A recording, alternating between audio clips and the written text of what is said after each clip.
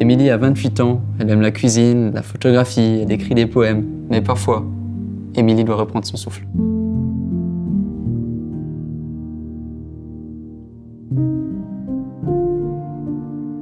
Comme 1361 autres Belges, Émilie a la mucoviscidose et elle veut plus d'espace pour respirer. C'est quoi la muco et qu'est-ce que ça signifie pour toi dans l'absolu? De manière générale, la muco, qu'est-ce que ça provoque? En fait, toute personne saine a du mucus dans son corps et avec la muco, en fait, simplement, ce mucus va s'épaissir et provoquer justement un peu l'obstruction à certains niveaux, donc principalement les poumons et le pancréas. Donc, dans les faits, on dit souvent qu'on ne voit pas qu'une personne a la mucoviscidose, mais qu'on l'entend, parce qu'au niveau des poumons, ça va provoquer des sécrétions qui sont voilà, assez difficiles à expectorer. Et avec tout ça, comment est-ce que tu fais pour contrôler cette maladie? Je veux dire, dans le quotidien, on doit prendre beaucoup de médicaments.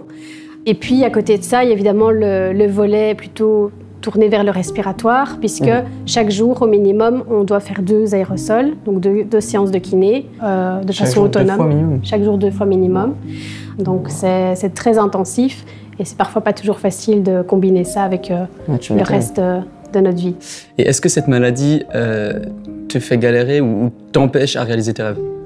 Les rêves que j'ai eus, finalement, c'est faire mon parcours scolaire, entamer des études et les terminer, trouver un boulot. Donc, c'est des choses très banales, mais qui étaient vraiment des vrais défis pour moi, parce que rien ne va vraiment de soi, rien ne coule de source. Et quand on a une maladie comme ça, qui peut frapper voilà, à différents moments avec plus ou moins de force, c'est d'autant plus important de pouvoir justement penser à des choses positives.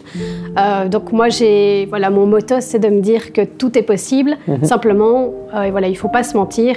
Ça demande des adaptations, ça demande voilà, de la compréhension des gens qui nous entourent. Ça demande beaucoup d'organisation aussi. Je suis chaud à te montrer un tour avec 2 pièces. J'ai juste 50 centimes et 1 euro, tu vois. Okay. Mets ta main gauche comme ça, bouge pas. Je te mets les 2 pièces sur ta main, 1 euro et 50 centimes. Mets ton autre main, genre, comme ça. Fais ça. Tu peux regarder, t'as plus que 50 centimes. Il est 1 euro. Je t'ai pas touché, hein? Non. T'es sûr, hein? Ouais. Regarde sous le cadran de ta montre.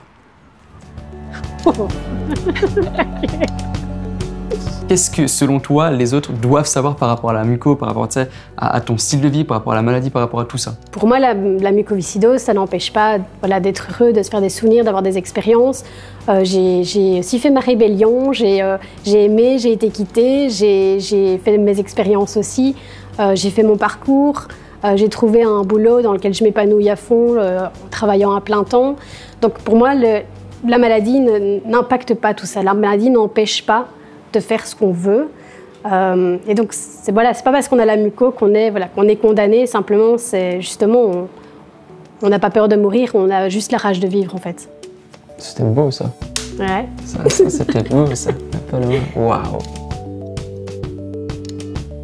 Puis avant, on discute, et je sais pas si t'as remarqué un truc, mais on est hyper raccord sur les chaussettes. On a les mêmes chaussettes, genre vraiment. Et par rapport à ces chaussettes, pourquoi est-ce que les gens doivent acheter ces chaussettes?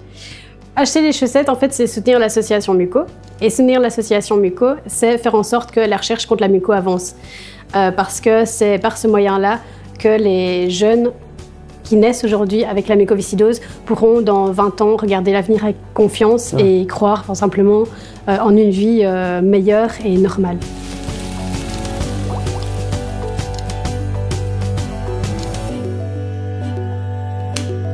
Ensemble contre la mucoviscidose. Achetez les Mucosox et soutenez la recherche contre la mucoviscidose. En plus, elles ont trop de flow, donc ça fait 2 raisons de le faire.